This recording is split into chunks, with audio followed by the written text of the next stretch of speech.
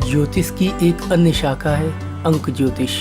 अंक ज्योतिष के अनुसार नाम के अक्षर का भी कारक होता है। ए से जेड तक के सभी अल्फ़ाबेट्स के लिए अलग अलग अंक बताए गए हैं। हर एक अंक का अलग महत्व है, अलग ग्रह स्वामी है। हमारे नाम का पहला अक्षर जिस अंक से संबोधित होता है, हमारा स्वभाव और भविष्य उसी के अनुसार रहता है। यदि किसी व्यक्ति का नाम का पहला अक्षर आर हो तो वह व्यक्ति वैचारिक रूप से शक्तिशाली होता है।